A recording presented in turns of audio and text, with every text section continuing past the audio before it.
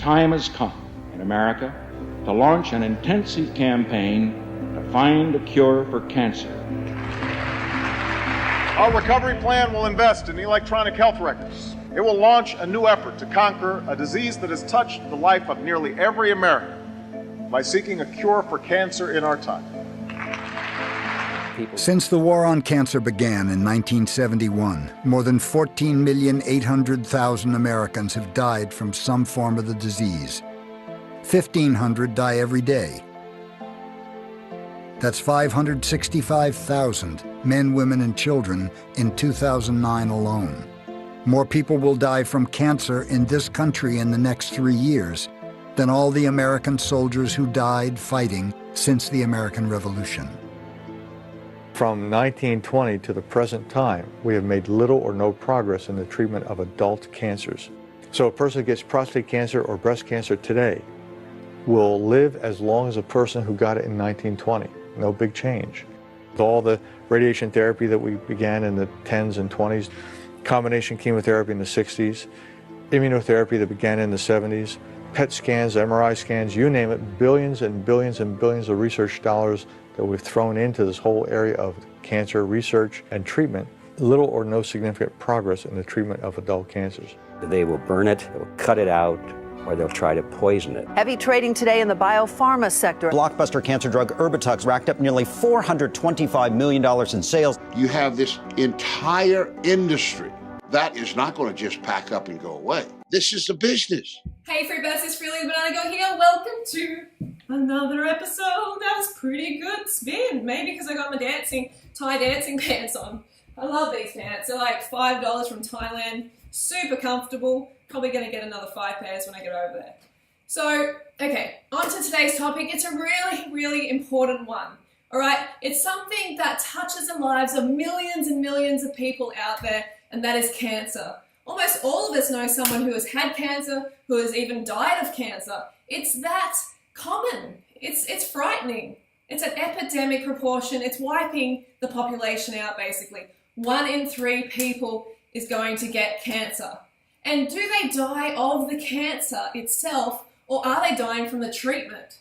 We're going to talk more about that today. And also we're going to talk about the business of cancer.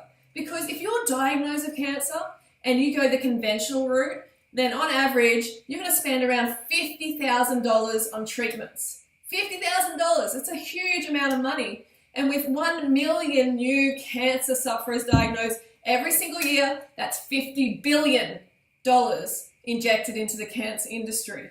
So there's a lot going on behind the scenes. There's a lot of greed, there's a lot of corruption, and we're going to talk about that today. So grab your banana smoothie and listen up. This is some excellent information.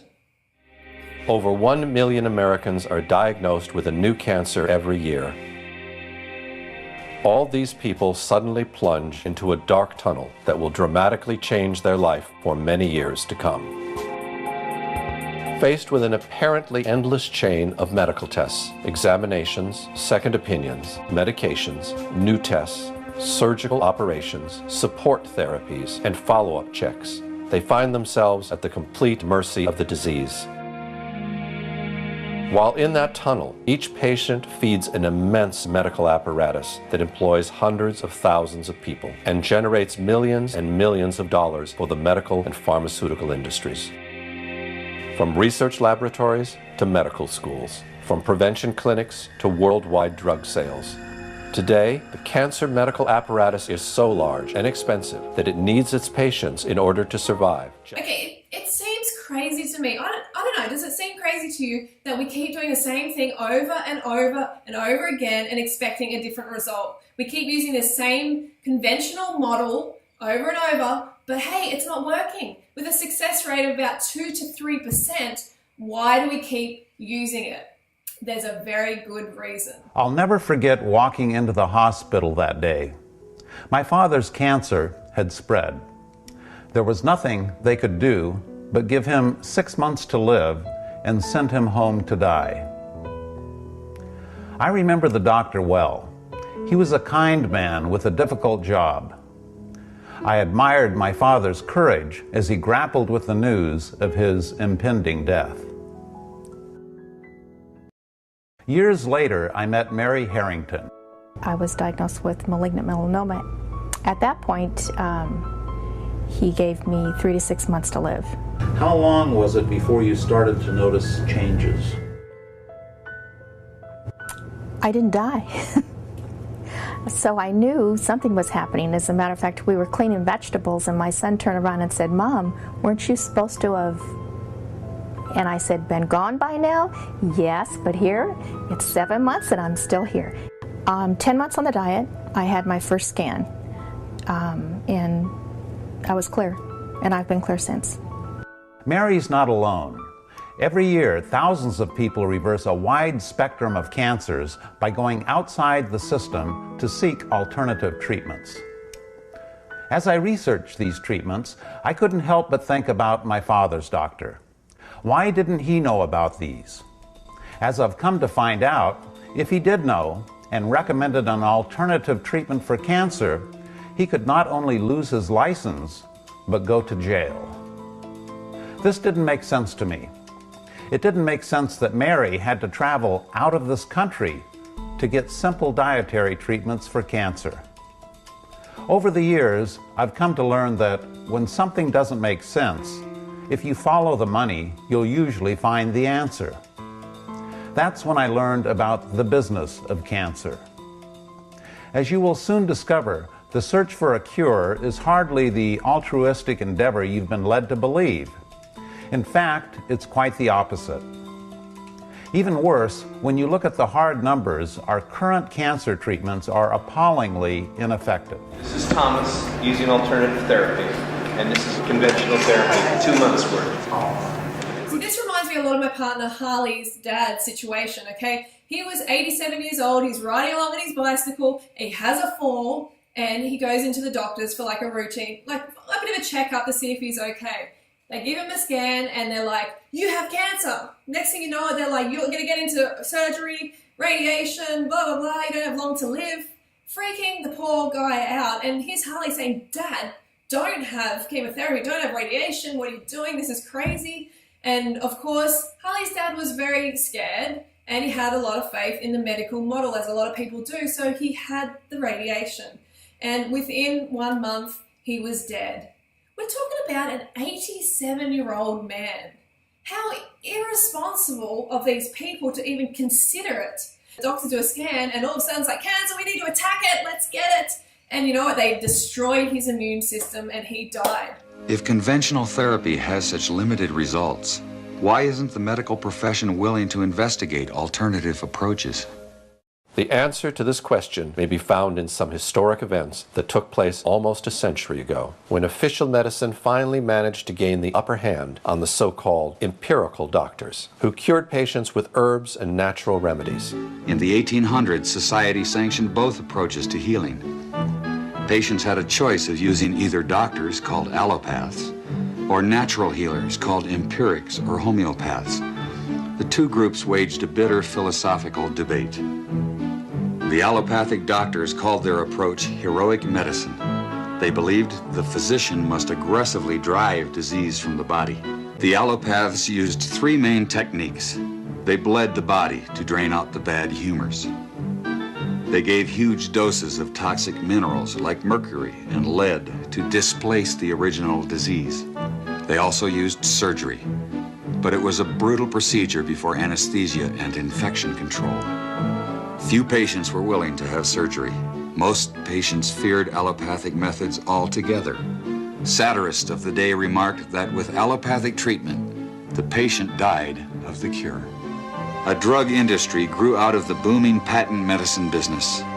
The doctors changed educational standards and licensing regulations to exclude the empirics.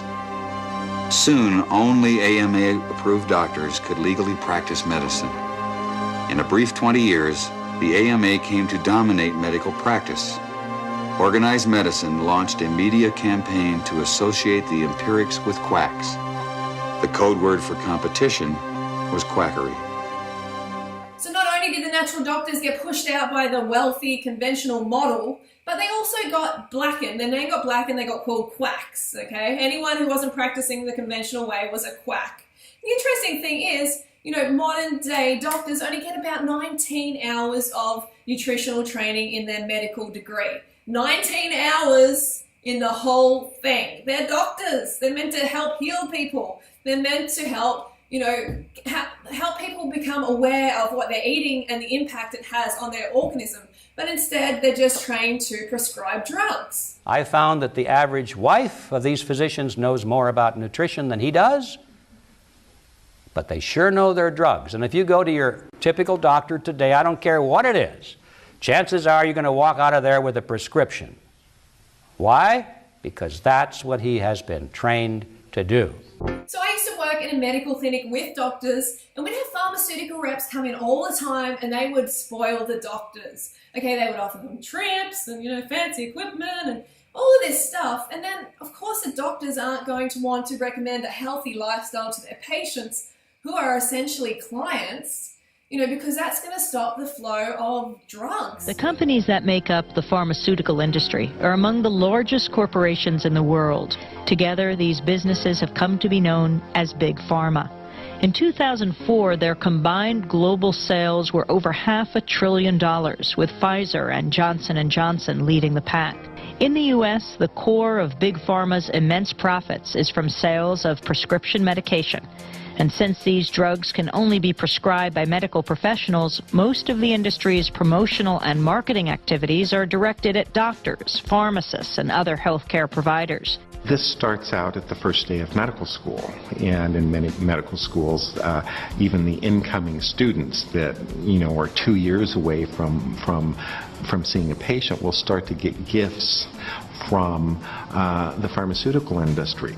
And as these students get farther along in their medical education, the interactions and the gifts escalate to free lunches, to dinners. Champagne, brunches, happy hours, New York jet tickets.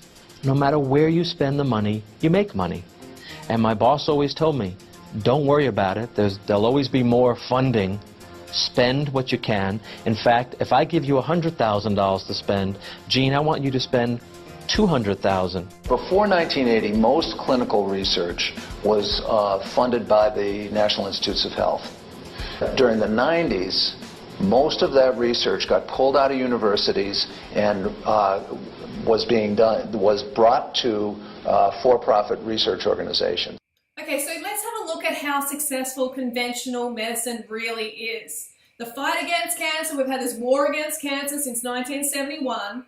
So let's have a look how effective it is. A cure is just around the corner has been the standard public relations pitch used to pump money into the cancer industry. The medical community has been working on a cure for well over 100 years. The war on cancer was simply a massive infusion of funds, which ended up creating a bloated and ineffective medical bureaucracy. Some of those involved in the war saw this from the very beginning.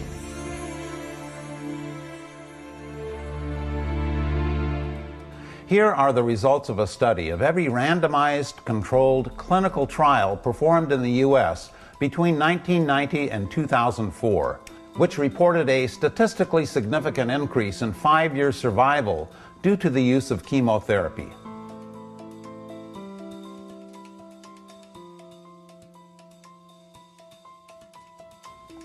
What you see are goose eggs, or near goose eggs, for all of our major cancers. The medical profession generally considers any drug with less than 30% effectiveness to be no better than a placebo.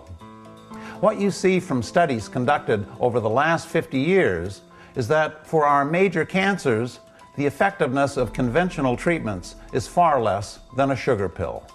So if the effectiveness of the conventional approach is no better than a sugar pill, no better than a placebo effect, and actually bad for you because you're poisoning yourself, then we need to look elsewhere for the answer.